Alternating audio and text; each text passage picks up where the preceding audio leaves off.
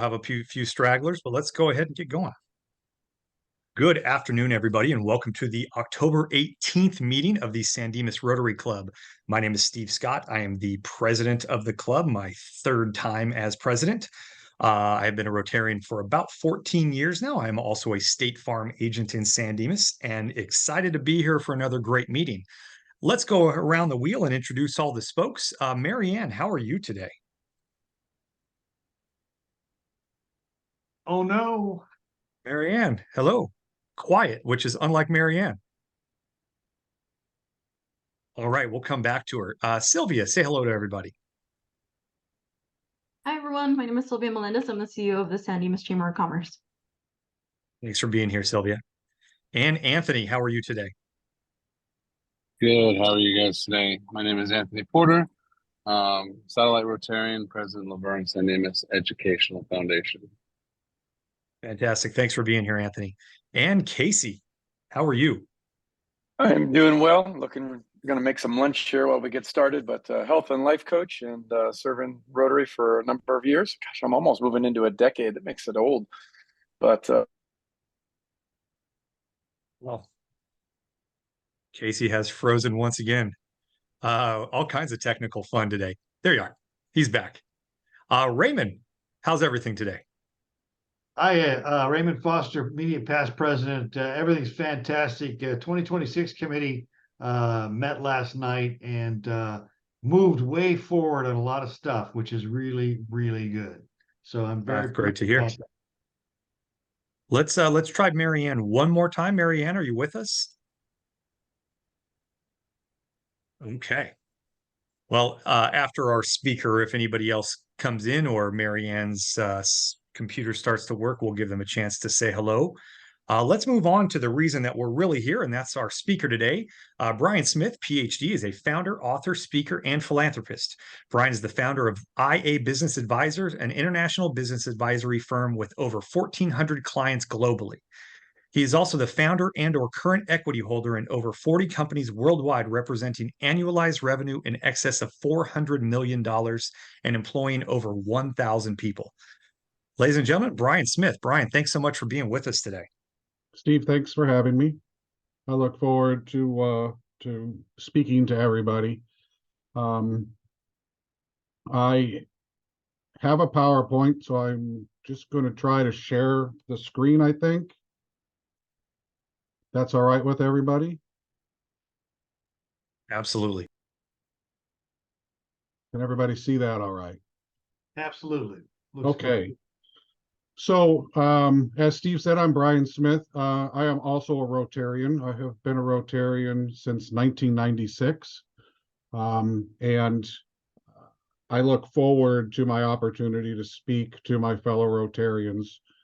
When I reached out to our agent and we were putting together our speaking series, they asked why I would be interested in talking about these topics. And the primary topic that we talk about to the Rotary clubs is about influence. But today I've done a hybrid with our going tactical with SMART goals. There was a request for us to add that to it. But the agent asked why I would speak to Rotarians about influence. It's like preaching to the choir, especially about positive influence, which is the name of our most recent book. And the reason is that even as Rotarians, it's good for us to remember just how influential we are, just how important we are, and to take that outside of our area of influence.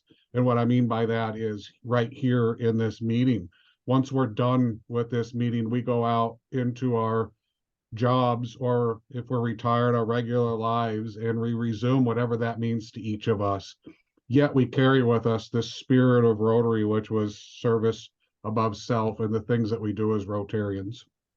As a Rotarian, I'll share with you that my entire family are Paul Harris Fellows, including my granddaughter. My family was brought up through the Rotary community. My children attended the Rotaract, and they went to the camps every summer. My son was a member of the group through high school, And it's just part of the very fabric of not just my family, but also the organization. And you might see some of that in the presentation or hear it come out in the presentation. What I'm going to be actually speaking about is the influence that we can have in our organizations in a positive way by establishing, or not just establishing, SMART goals, but how do you take SMART goals and go tactical with them? One of the things that we find that organizations and or individuals struggle with is it sometimes is easy to develop a goal. It's not as easy to go tactical with it or to make it happen. And we see that in individual people's lives. One of the most common things that we hear about is the failure rate of New Year's resolutions, which are a lot like goals. You know, we make these goals at New Year's, and yet I think one of the statistics is 85% of New Year's resolutions fall by the wayside when after about 4 to 6 weeks. And the reason that happens, quite frankly, is that we all go back to, as I spoke earlier, to our regular lives. Can everybody still hear me okay? Yes, everything's Okay. good. So for those people who have heard of SMART goals, you're going to get a reintroduction. And for those who don't know what SMART goals are, we're going to introduce them here. And it's not just a buzzword. And oftentimes these acronyms or these programs that people talk about can become buzzwords or fads. And SMART goals really are not a fad. They are a way for a person, individual, or a group of people, a whole company, an organization like Rotary, which we think also, by the way, are individual because we individually come together with a common purpose, can really benefit from what SMART provides us. And what SMART stands for is specific, measurable, attainable, realistic, and timely. And we're going to break that down a little bit kind of quickly here for you. But what's so important about SMART is it's really easy for people to remember. It's not a play or a trick word.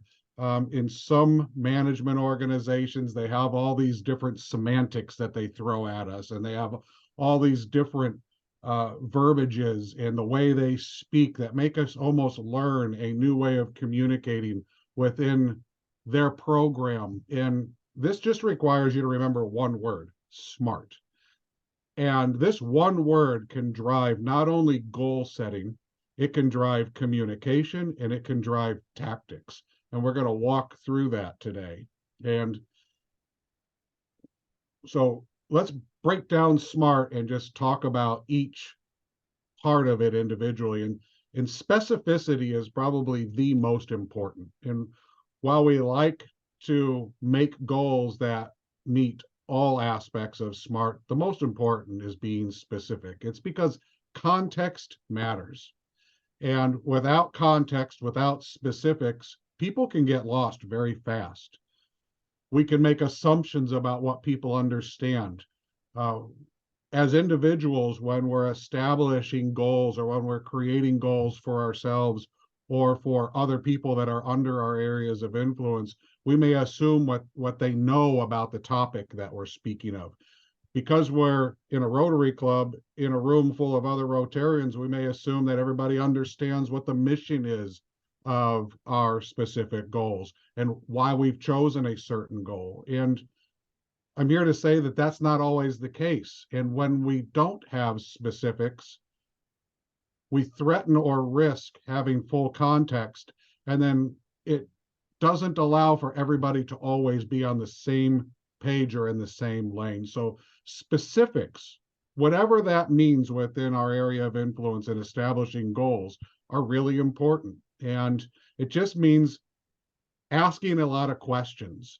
If you're in an environment where you don't have all of the context or you feel like you don't understand, you start asking. And the best way to ask is the who, what, where, whens, and whys.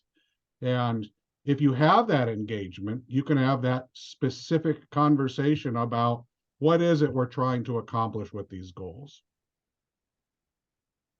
Measurable is just what it sounds like. It's, let's have some measurements. How do we measure what we're trying to do?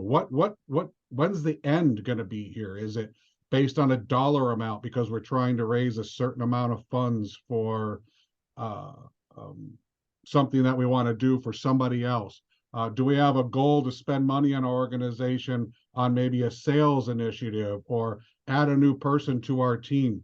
But what are those measurable expectations? And measurements are part of the specifics, but they're also separate because they help set up the tactical side of making goals achievable. And when we have measurables, when we have metrics, we can understand what our progress is. We can understand where we're going. We can understand if we're lagging behind the timelines that we've created. We can understand if we have enough resources or if we have to expand our resources and maybe revisit our specifics because our earlier specifics might not have been everything that we thought we needed.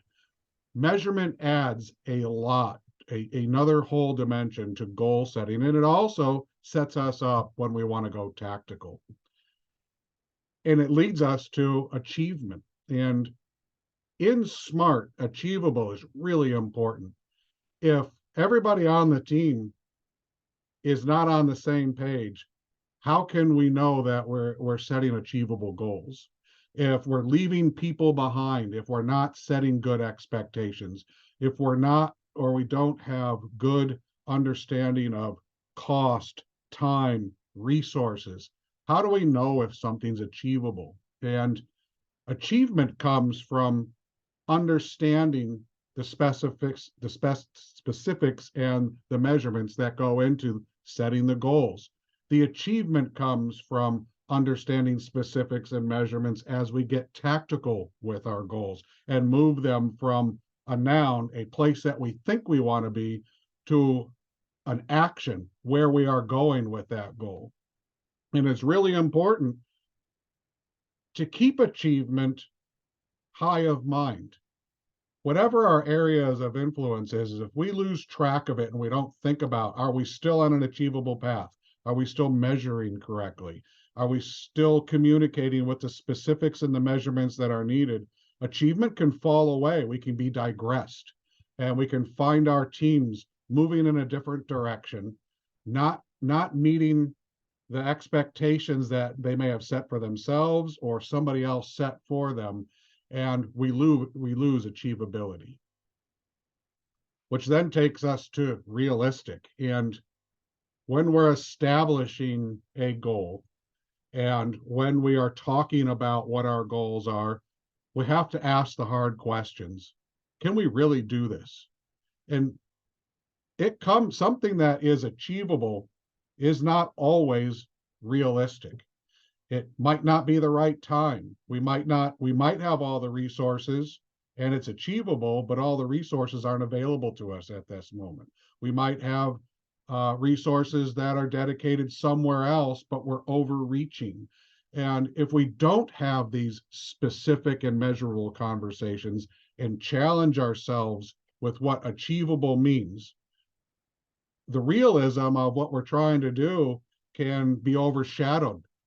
We oftentimes can get so caught up in the fervor of what our goals are, so caught up in where we want to be, that our ability to actively be tactically good at what we need to be to get there can't happen. And we overpromise, we underperform, we do all the things that happens as humans. With the right intentions, oftentimes even with the best intentions, we still fall short because we lost sight of what was realistic within our specific area of influence or in other people's area of influence that will have an impact on our goals and the tactics to reach those goals. And finally, it's timely. Understanding timelines, setting proper expectations for timelines, and even asking ourselves, is this the right time? Am I ready? Not just physically, but emotionally for what this goal and the tactics will take. Oftentimes we push people past what their abilities are from a behavior or a mental health aspect. We stress them out too much. We take them for granted because they're tactically really good at something.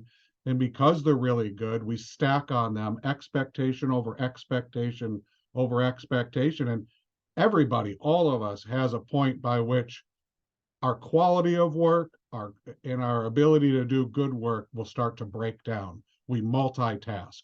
We take on too much in an effort to please or to meet expectations that we've put on ourselves or others have put on us. And because we haven't been specific, because we haven't thought about achievability or if it's real or not, we put ourselves in a corner. We put ourselves and our teams in a situation, and it's all based on timeliness. So asking, is it the right time? Is it the right time for myself? Is it the right time for my team and everybody individually on the team? And then is it the right time for my organization? Sometimes organizations just aren't ready, or maybe the market isn't ready. I tell a story about a product that we bought that was way ahead of its time. And we got accepted by Walmart, we got accepted by Wayfair, we got accepted by Amazon, yet it still fell flat on its face. Every single buyer of all of those organizations felt like it was timely, but the market wasn't ready. The market, even after market testing, the grander market proved that it wasn't ready for the product. And we all failed at it. And we just didn't get specific enough and measurable enough with our market studies to understand if our goals were achievable or realistic. And it was all a matter of timeliness. So it was a great lesson to learn because I teach this and I try to apply it in all the organizations that we own here. Yet, even with that level of detail, we find ourselves falling short. And I have to always ask, and it's funny because the team knows they could walk through the door and say, Brian, have you been smart today about this decision? Have you been smart today about your communication? There's some really easy ways to go from SMART goals to tactical engagement. And I've labeled them out in a number of points. One is review the SMART goal so that everybody understands and is alignable with it. Do a team presentation and cover all the SMART elements. And don't miss one. And if you can't find a SMART element, you got to ask yourself, why can't I find a SMART element? Am I trying to justify my goal because I'm emotional about it? Am I trying to justify a goal because I'm being pushed from a third party to get this goal done? Am I being pushed to go tactical with something that we're not ready for because of some outside influence that might propel us to failure instead of success or cause us more stress than we need to? Break down the goal, brainstorm sessions. Inclusion is about having people tell us when they don't feel comfortable about it. And that means everybody. And in our organization, everybody has a voice.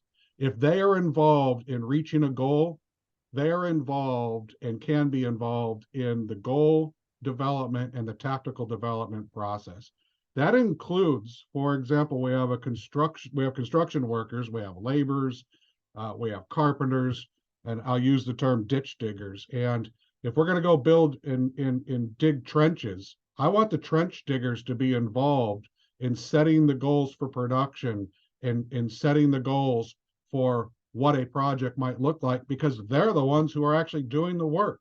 I want them out there helping us set those goals. They have specifics and measurements that they can add to our ability to do things. I don't want to just rely on a project manager or somebody who looks over their shoulder and wants to set some kind of expectation for them.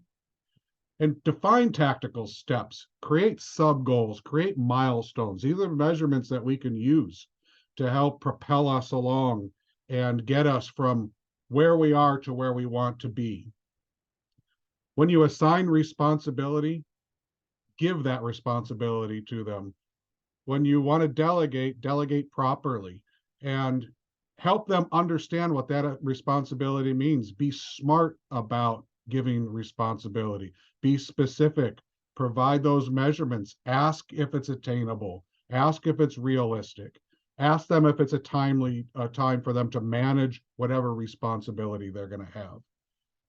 And set those mini deadlines. It's really important to have those mini deadlines and give people an opportunity to have something to work for. We as humans like to reach places. We like to have success. And when we give deadlines, we can celebrate success every time we reach those mini deadlines. And you can elevate your team and make them feel good about those micro steps they're taking towards a larger goal. Determining what those metrics are, let them be included. Ask them what's important. Ask them what can help them to move from A to Z and everything in between. And get feedback. The best way to grow as a team and individually is objective feedback. And when that feedback is counter to what expectation is, don't respond with emotion. Be non-judgmental and help us grow through that feedback. Celebrate those milestones, document and reflect as you put goals in place and you go tactical with them. Document the process, because every time you have a goal that meets its completion as you intended it to, you've now created a model to rinse and repeat. And that's what we call it, is rinse and repeat. Find out what works, find out how people are working within a SMART model, see where you can improve specifically, see what measurements might help you the next time. Use the goal setting and the tactical engagement process to get better, and rinse and repeat. I'm going to close out by saying one thing. In these talks to our Rotary clubs, it's our intention and it's our mission at Rotary to be a positive influence in whatever it is we do. And it's my belief that every Rotarian leaves a Rotary meeting, goes back into whatever area of influence they have, and they have that same exact intention. All of us do that, but then we get lost in whatever that area of influence is. You might own a company, you might work for somebody, you might be a nonprofit, you might be in for-profit, you might be in professional services or in the trades. You have an opportunity to have a positive influence. And one of the best ways that we think you can do that is just to be smart with people. When you communicate with people, be smart with people, be specific. If you can be measurable, add measurement. Set your expectations to be attainable or realistic, and think about the times when you have conversations, when you do communicate, and when you commit to things, that they're timely. And if we do that, we will all have positive individual influence, which I think is one of the foundational goals of Rotarians. So that's the presentation that I have been presenting to Rotary around the country. We do it because I'm on a mission to spread positive influence.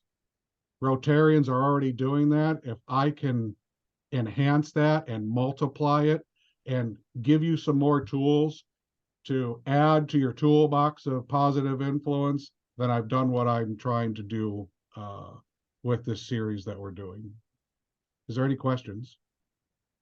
And Brian, thank you very much. That was fantastic. While being incredibly simple to understand, it's incredibly comprehensive as well. So I thought that was very cool. I have a question and a comment, but I'm going to open it up to everybody else. Does anybody else have any questions, comments they'd like to ask? Not a question, but I see the value, not just in business, but also in nonprofits and other organizations that many of us serve in. It's quite valuable. Thank you. Yeah, I agree, Marilyn. I think it's funny. My brain went in two different directions, which is not unusual for my brain. But I started to think I'm an avid golfer, always trying to improve. And I thought about you talking about how important specifics are. And I just had this conversation with a friend the other day, and he said, well, what are you trying to do? What's your goal with all your practice? And I said, I'm just trying to get better. And he said, that's not a goal. You need to, dial this in a little bit more. And so listening to what you talked about made that hit home even further. My question is really has to do with when you talked about feedback and adjustments. As I said, I'm an insurance agent right now. In the middle of the year, things change dramatically. We're no longer selling products that we were selling at the start of the year that I built my goals around. So in a situation like that, would you throw the goals out the window that you started the year with and redefine them? Or how would you look at something like that? Well, I suppose if I was an insurance agent and they came to me and said, you no longer have these products to sell, you now have these products to sell, I would pull my goals out and look how I could create a near-term goal for the new products that was realistic, use some measurements and give myself some milestones, and replace the old ones with the new ones. That's a difficult situation in context because you are mid-year and you are halfway through and you might have even been on target to reach your goals, but you're just going to have to get back on your heels, slow everything down, reintroduce the product to yourself and the team, and reset your goals for the next short time period, and then begin planning for, the next year's goals and how you might lay them out so that you have a 2024 season that meets or exceeds what your expectations were for 23. Perfect. Thanks for that. I also thought about folks who created business plans and goals and were maybe even being smart back in 2019, 2020, and the world was thrown upside down. And how do you pivot from something like COVID and try to make your, go from trying to thrive to purely survive for so many businesses? So I think having an outline like this is incredibly important, no matter the circumstance, no matter the business. Yeah, I agree. SMART allows you to be fluid because it gives you a foundation to be fluid on, even through exceptional times. SMART will support almost any exception as long as you let it support you. The minute I could take any business problem anybody has and show you where SMART wasn't used. I could show you whatever that problem is, where SMART was missing and how, if it was applied, it may not solve the problem, but it would support the solution. Excellent. Do we have any more questions? Brian, thank you very much again. As a speaker, as a fellow Rotarian, really appreciate what you do and taking the time out of your day to come speak with us for a few minutes. We are going to move ahead with the meeting. You know how these meetings work. You are more than welcome to stick around. Hey, Steve. Hey, Steve. Yep. I think Casey has a question for our guest, and he's having a little. There you go. He's unmuted now. Go ahead. Yeah, I just wasn't unmuted. Brian, I was going to ask, how have you seen the shift? SMART's been around for a while. Those of us that are smart know what SMART means. How many non-smart people are you coming in contact with on a regular basis?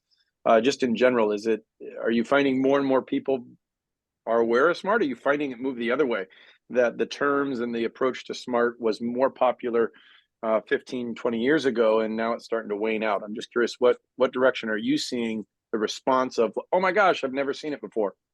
It's about not seeing it before. It's probably 70-30, 70 not seeing it before, 30 have seen it before. Almost everybody has seen it from a goal mindset. Almost nobody, and that's 98% of the people we deal with, have not thought about it as a tactical process or even a communication process. And that's why we grabbed a hold of it as an organization. We trademarked it and we built an entire management program around SMART that took us from that traditional foundational placeholder of a goal to something that's tactical that you can actually get your teeth into and work with every day. Awesome. So, and just before, when I was looking at you as a speaker for the club, the SMART thing I had seen before, but what I did not see, and I've not seen anybody phrase it this way, and I thought this is the genius in your presentation, quite frankly, is that success is not about setting SMART goals. It's about achieving SMART goals. And nobody ever says that. They teach you how to set them, but you're approaching it from, hey, let's achieve those goals. That's way different to me. Yeah, we think so also. And thank you for noticing that. All right. Well, Brian, thank you once again. Greatly appreciate your time and your presentation. Incredibly valuable. I'm going to work on this afternoon, so I really do appreciate it personally. Awesome. Thank you. All right. Thanks. Okay. Moving on. Our fine master is here. Casey, would you like to talk about fines a little bit? I think that would be the smart thing to do. We need to set a specific fine for everybody. Oh, we already did. That's 120. We need to be measurable. Oh, we did. That's called the budget year. It is attainable, or you need to let your voice be known. I'm just laying this out for you. We all know what we're doing. Let's be realistic about it. Make it happen now. It's timely. What do you want to talk about? You want to talk about what's right, what's not right? Anybody want to take on a global perspective? How would you like to find yourself today, folks? Well, I want to find myself $5. I got a text from a son-in-law. Keeping the U-Haul for another day. If you're not busy after your meeting and willing, I can definitely use some extra muscle to unload some of the heavier things from the U-Haul if you're not busy. And I got to tell you, when you're in your mid-60s and they want you because you got muscles, that's a good thing. I was very pleased about that. So $5. Amen. Love that, Raymond. I'll take your muscle any day. Yeah, that's a matter of perspective. I would have paid $10 not to have to do that. Raymond's paying $5 because he's proud he has muscles. See how smart we are? Man, talk about different perspectives. Anybody else? Yeah, I'm I would finding like myself. Go ahead, Rita. You go first. I would like to find myself $10 for thinking my son's school ends at 12:20 instead of 12:55. So I've been sitting out here since 11:45 waiting for him to come out. I saw him at lunch, wondering why he was at lunch so late. I saw his teacher come back from lunch and she said, "Oh, you're early today." And then I realized that it's not a minimum day. So been sitting in my car for an hour. All right. I have a very simple fine on myself that there are a whole lot of Rotarians on this call today that showed up last night at the 2026 meeting, and I did not. So I'm fighting myself. I probably better find myself $20 for being delinquent, and Raymond's going to start hunting me down again if I don't show up. So owning and acknowledging that. Clearly, it's been established he has muscles, so you don't want him to hunt you down. That's right. That's right. Mike, do you have a new office yet?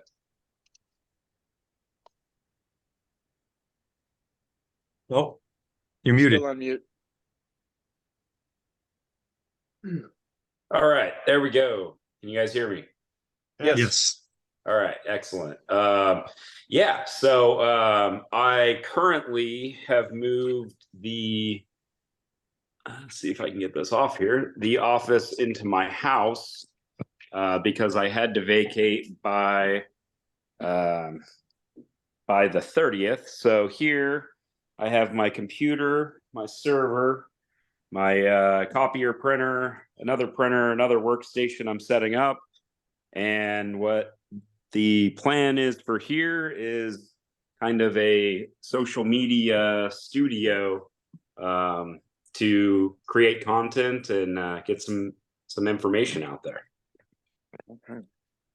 Well done. Way to set up. Marilyn, we got your fine. I saw it in the chat thread. Go lead your next meeting, girl. All right. I am going to find myself $10. This is nothing but great news. Wife just had her 6-month checkup. All cancer gone. Everything's clean. So that's worth well more than $10, but I'm going to spend the rest on her. I will see your $10 and meet you with another 10. Man, we all ought to be putting that in. Well done. Appreciate that. Before we move forward any further, James, do you want to introduce yourself? Are you there? I'm here. Can you guys hear me? There you are. Just want to give Welcome, yourself a James. chance to say hello. Yeah, I see some familiar faces here. I literally got Raymond's email 15 minutes into the meeting, I guess. I thought it just started, but sorry I'm late. My name is James Chung. I am with Team Logic IT over here in San Dimas. Fantastic. Thanks, James. Happy you're here. Yeah, thanks for James having have me. been bouncing around the chamber. It's good to see you here, James. Yeah, good seeing you too, Casey. All right, appreciate that. Back to you, Oh, Steve. perfect. Thanks, Casey. Moving on, Action 360. Raymond, talk to us about the USMC benefit dinner. So we have that and also 2026, but the Marine Corps benefit dinner is our third annual dinner, which will be on November 10th. I will tell you that sponsorships have been very slow this year, and we are well below the budget. I will also tell you that a couple of Rotarians have stepped up, and we're eking towards making that budget. But we still have 8 tickets left. I am going to, if I don't sell those, I'll be buying them and sending them over to a retirement home where I know there's some veterans. If there's anybody who would like to join in on that, let me know. But the dinner set, I just got an email that the Explorer Scout Troop is set to present the flag and be the servers. Our keynote speaker is a first sergeant from the Marine Corps who lost a leg and part of an arm in Afghanistan. The cake ceremony, everything's all set up, so it's looking very good, Steve. And I'm very pleased. If anybody would like tickets and or knows where we can find more sponsors, we could sure use them. Number 2 is 2026 did meet last night, and it was one of our best meetings, I think. Wouldn't you say, Mike and Sylvia were there with me? And we got a lot accomplished. But there's 2 main things I think everybody should know, or 3 things. First is the website is almost nearing completion. Number 2 is that we're going to be doing a kickoff party, a kickoff mixer on January 18th, which will be a mixer for 2026. And number 3 is, there was a third thing we should talk about 2026. I don't remember what it is, but anyway, it's going very well. Excellent. Can I say Thanks, something Raymond. about 2026? Please. I know you have your meetings every Tuesday. Is it possible, or not every Tuesday, I'm sorry, once every 3 months? Brandon, Melissa, and I are on the San Dimas Little League board, and we meet every Tuesday, but we meet at 7. I don't mind logging in on Zoom while I'm waiting from 6 to 7. Is there any way we could do that? Because I don't want to miss it. I'll tell you For what. some reason, Brandon and I thought it was today until you sent out the minutes, and then we both looked at each other like, whoops. Yeah, it was very hard for you to find a day we found this day before Brandon joined your board. So I'll tell you what I'll do is we will simulcast this board meeting. I still want to do it in person, so I will arrange so we can have people who want to zoom in at the same time. So we'll do a hybrid meeting because I think that's important. That's a good point. I will arrange that. We did put out the calendar for the year on the meetings, and I sent the minutes out. It has the calendar dates in it for the next 4 meetings. So I will arrange that. I did see that, and I was going to talk to Nick about possibly switching a Tuesday, but we've been every 3rd Tuesday for the past 10 plus years, so it's going to be difficult to get someone out of that routine. Hey, Raymond, do you think it's possible to do like 5:30 to 6:30 or 5 to 6 on those same dates? Well, we picked the 6 o'clock time to accommodate people who couldn't get there till 6. We have such a wide coalition, Mike. There's no perfect time. And so I think though that Rita's come up with a really good suggestion, adding an alternative method for people to participate via Zoom. But it's still, we're getting so much done also in person. I want to keep that component rather. That's my concern, because you give the Zoom option and then everyone goes, I'm gonna stay home. Like last night, if I had a Zoom option, I would have stayed home and been on Zoom. Yeah, let's just go with doing the combined option and not changing the days, because it doesn't matter what I change it to. Somebody's going to say, "Oh, I got the Historical Society, I got the Acme Cab Company Labor Union meets on that day." There's something, Yeah. So but it was a really good. Oh, here's the third thing. We definitely decided that it's going to be a July 3rd event. We are going to be the Friday, July 3rd kickoff. And so read those notes carefully, because in that paragraph, there's a little jewel hidden in that, that maybe you want to think hard and long about. So that's it. Any questions about the dinner or 2026? I'll get you my check soon, Raymond, if you could reserve that for me. Did you see the ticket I left in the door? At the chamber, I left the ticket wedged in the door for Charles. Oh, no. Okay, I'll go check. Also, we're still 3 weeks out. So if we can't sell 8 tickets in 3 weeks, then we're in trouble. Yeah, well, let's hope. From your lips to God's ears. So lastly, Steve, I forget. Raymond, is there a dress code? Yes, and we're actually dumbing it down a little bit this year, dumbing it down. This Marine does not own a suit. He's going to have a shirt and tie. So it's business professional. And if somebody came, and we have so many older vets who are coming in there, and they're guys in their 70s and 80s. Some of them dressed to the nines. Some of them got a polo shirt. So, look as nice as you can. Got it. Okay. Raymond, you want to put me down for 2 tickets? I confirm my wife that we can attend that ball. I will, James, and I'll put them in the mail to you. I can get your address off the chamber website. Okay. And then let me know how I can pay you. I'll also help sponsor, I guess, the rifleman one too. I can't fit my blues, so I'm glad we could just come in semi-casual would be good. Yeah, well, you still are going to be expected when we call the Marines front for the cake cutting ceremony. I'll be So, somewhere. and I'll tell you what, when you're going to get up there and you're going to have, hopefully be like last year, we had brand new Marines, a couple of PFCs from 29 Palms. One of them was 18, and then we had an 82-year-old Korean war vet Marine, and that was just a fabulous cake ceremony. Awesome. At any rate, thank you, James. I will get that information out to you right away. I mean, were you going to send me paperwork on sponsorship? I did. I sent it to, it was supposed to be done by Barbara. She's supposed to send the pledge form out to you. Okay. I will follow up with the pledge form to you. Okay. And anything else I need to follow up on this? No, sir. Thanks for all your work. While you're at it, you want to throw the calendar up there. Okay, it's coming up. By the way, thank you everyone for being here today. It's motivating to me to seek out great speakers when we have people show up, if that makes sense. That makes perfect sense.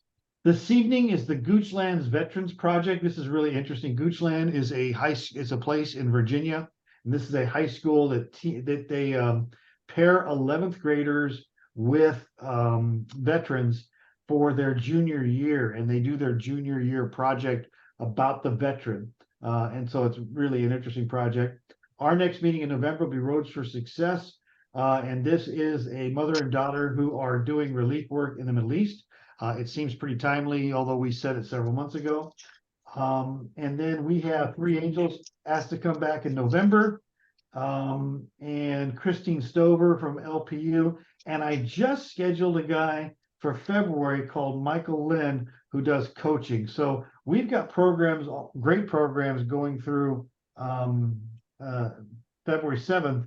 And if Casey works hard enough with AK Patel, we may actually just do something on laughter yoga in January. So that's our calendar, Steve.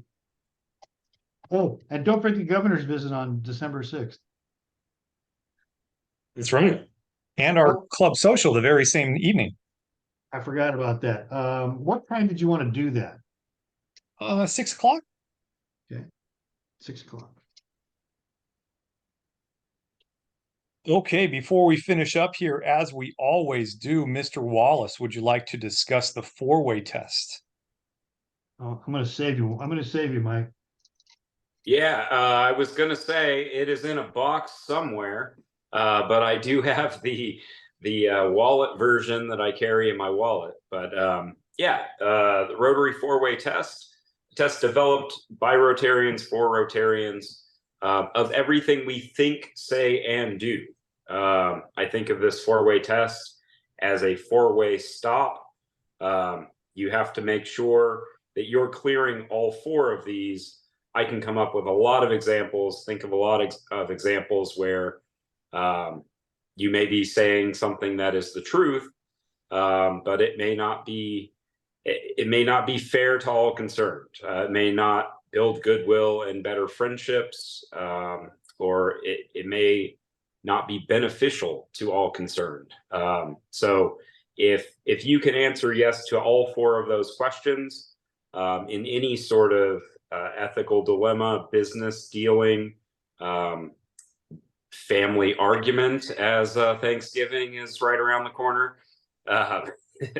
then you can be sure that ethically you are on sound ground, and that is today's 4-way test. Very Perfect. good. Very good. Hi, Marianne. Hi, Steve. Well, good to hear your voice. Thank you. Well, folks, it is just about the end of the meeting here. I want to echo Raymond's sentiments. Great to see so many faces, hear so many voices at this meeting. Love to see this level of attendance, especially for a speaker like this. And Raymond has done such a great job of lining up great speakers every week. I'd love to see this type of momentum. It's, we're getting into a busy season with holidays for everybody, but if you can carve out 45 minutes to an hour Wednesdays at noon, we'd love to have you here. We will see everybody next week at 12 o'clock, and I'm already looking forward to it. Have a great rest of the week, everyone. Thank you.